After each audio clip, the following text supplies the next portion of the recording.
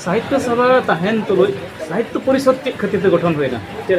हाँ साहित्य सभा तहन तुलुज तेज परिषद गठन माने साहित्य सभा सानताली साहित्य सभा दो ᱧᱩᱛᱩᱢ तेज कना सानताली मेनखान ओंडे दो सानताल लगा कते दो मिटटेन हो बांग अयुरोग कना मिटटे हो बांग चर्चा कना और सानताल लगा कते दो मिट हर हो बनुक साहित्य सभा रे दो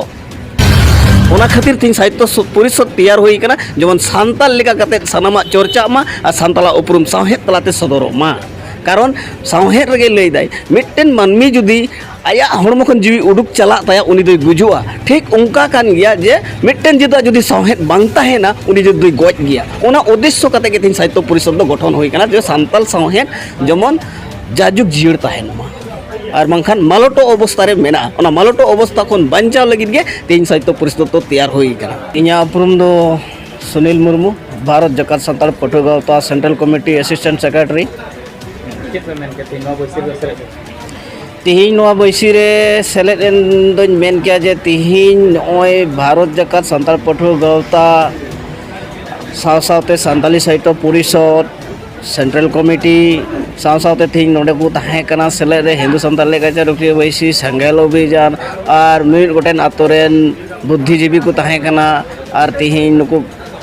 आतो को चलाव बनावे कान अब समाज सेपिंग का अड़ी मानतान मंझी प्राणिक को सेटर को ताहे कना और नोडेना ताहेन से तिहिन नोडे दुड़ुबो रे उद्देश्य ताहे कना जे अपार आसाम जहाँ दो मुचाद जिला खन लोअर आसाम मुचाद जिला तालारे जहाँ दो चिरांग जिला कमिटी गठन बाकी ताहे कना बांग तैयार कान ताहे तिहिन दो सानाम को मिली मिसी कते तीन चिरांग जिला कमिटी साहित्य परिषद ले गठन केदा रस्क सेले अतो अतो रे चिलकना अवेयरनेस पे दोहे ऑलचिकी पढ़ा बाबद रे नोआ मौज कथा आतो आतो रे मिमी गोटेन जायगा रे ऑलचिकी अबुरेन गिद्रा पिद्रा अबुरेन हर चेक लेका कते ऑलचिकी को चीज दाड़े आनो प्रत्येकटी जायगा रे सप्ताह रे मिटेन बारिया आले अवेयरनेस ले दोहोयदा और ना ऑलचिकी चेल कते चिदुआ ओना होले लय तुर को ना बोर्ड आकार रे बोर्ड रे लय आकार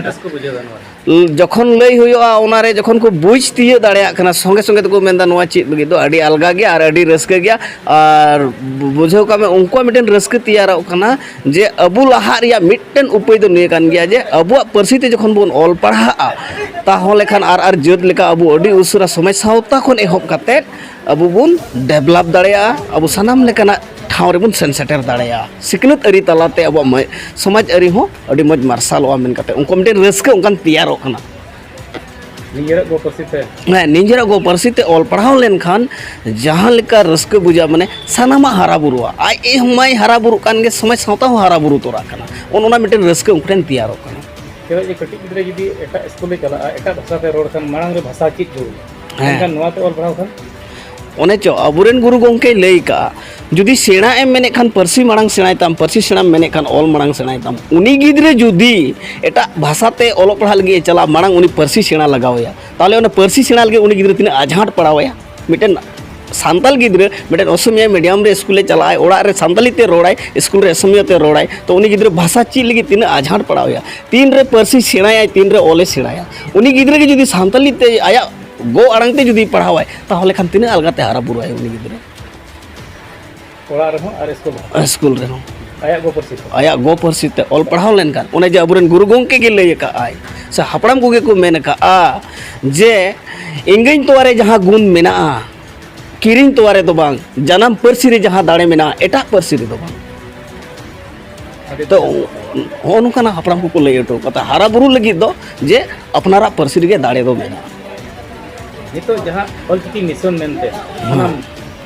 को प्रचार कन से जहां सोशल मीडिया रे नेम ओना इदी किता बेची हाँ सारावी कोइन जमन आरो प्रचार हुयुमा आले होले कुरुमुटु का जे ऑलचिकी मिशन हुयुमा जे अबुरेन सांतार कोना कुचा जमन मिटन ऑलचिकी बांग बड़ाय आलो को तायन मा नोआ के गुरु गोंखे जोस कारण लाजा पड़ा बुझा जे अबु स्क्रिप्ट ताहनते जुदी अबुगे अहरो बबुन बड़ाया नो दो अबु लाजा पड़ा रे कथा कना ओना ये तेगे अडी मौज मौज अयुरिया को उडुक करा जे ऑलचिकी मिशन हुयुमा आर अबुरेन सानाम कोना कुचा से सानाम पड़ा रेन सांतार को गे जमन ऑलचिकी दो को बड़ाय में से आया नुतुम दो ऑल दाड़ेया मा ऑलचिकी बांग बड़ाय दो जमन मिटन हो आलो को ताहन मा नोआ जोस कना ऑलचिकी मिशन नोआ इति सरहावेत को प्रचार मको से नी हन तिहि निय तला तई लैदा सानाम को गे बुन प्रचार मा आर अबुरेन हड़ बुन लई हटिन को मा